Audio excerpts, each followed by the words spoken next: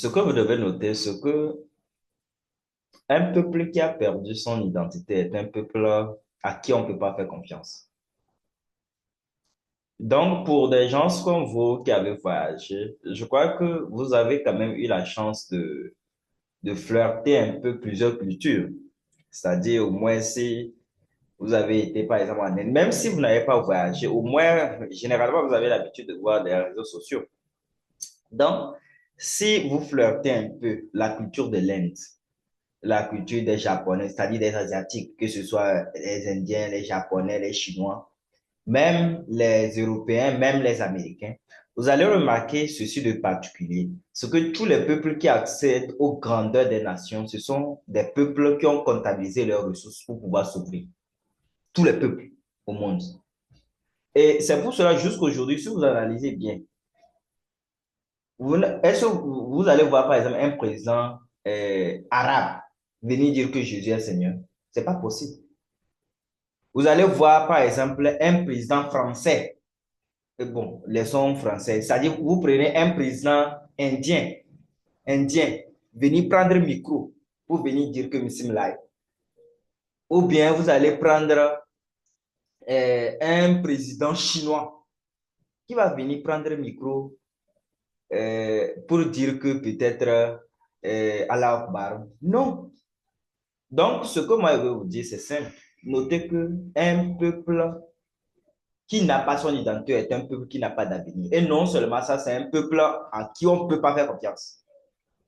Et donc, la question qu'on se pose aujourd'hui, on s'est dit que bon, on veut être indépendant, on veut, on veut sortir de l'esclavage, on veut sortir de la colonisation. Mais je me pose donc une question. Vous voulez être indépendant en étant chrétien. Tu es chrétien, tu veux être indépendant. Vous voulez être indépendant et vous voulez être musulman. Vous êtes musulman et vous voulez être indépendant. Non, ça ne marche pas. Et ce que moi, au fait, pour dire que quoi, ce qui me blesse moi aujourd'hui, vous allez voir par exemple nos États là, en Afrique, hein, je parle d'Afrique. Vous allez remarquer qu'on est là, on dit que nous sommes des pays laïcs, je crois. Bon, je ne sais même pas ce que ça veut dire. Les autres disent qu'ils sont laïcs, mais en réalité, ils utilisent que leur identité. Donc, quand vous revenez ici, quelqu'un va te dire qu'il est laïque, que notre pays est laïque. Ça veut dire quoi? Ça veut dire quoi? C'est-à-dire des gens qui continuent de dire des propos qui n'ont aucun sens. On dit que tu es laïque. Normalement, ceux qui disent qu'ils sont laïcs, ils comptabilisent leurs ressources avant de s'ouvrir, avant de dire que peut-être ils acceptent tel type de personne, tel type de personne. Mais bon, prenons, nous, la plupart des pays en Afrique, hein, vous voyez, moi, parfois, je suis quand même sidéré quand je vois un président qui va venir dire que président africain, venir dire que nous sommes là, venir dire que je dis, ya, Seigneur, vous êtes sérieux? Là?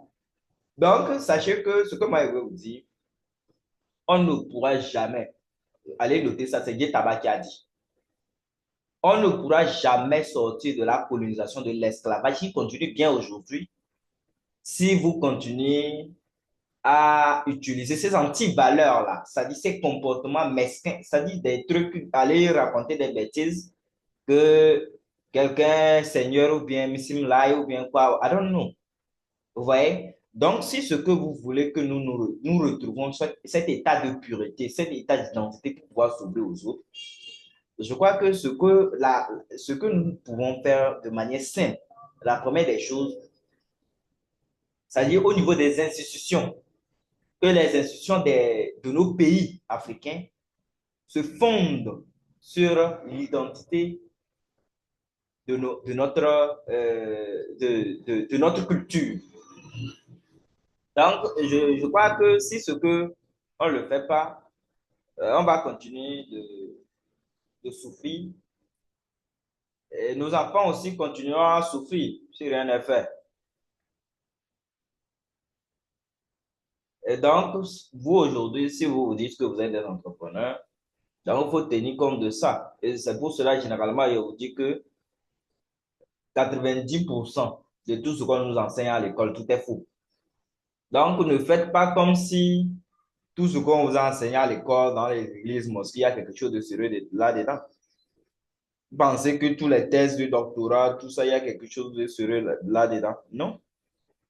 Donc, vous allez voir quelqu'un qui a un doctorat, il passe son temps à raconter des bêtises. Et parfois, je suis vraiment sidéré, étonné de voir ça. Et tu vas voir un président africain descendant de Kama qui va venir prendre le micro, commencer à dire Bismillah. Moi, quand les gens font ça, ils regardent et disent, mes ancêtres, c'est fini. On ne peut pas. Parce que quand vous le faites, moi, parfois, quand je suis avec nos collègues là, et ils sont là à se moquer de nous. Et moi, en tant qu'Africain, moi, quand je vois ça, ça m'énerve. Je ne peux pas rester avec des blancs-becs qui passent leur temps à se moquer de mes frères. C'est terrible, quoi. Donc, ce que vous devez savoir, c'est simple. Un entrepreneur ou un peuple qui n'a pas son identité est un peuple qui n'a pas d'avenir. Allez dire que c'est Dieu Taba qui a dit.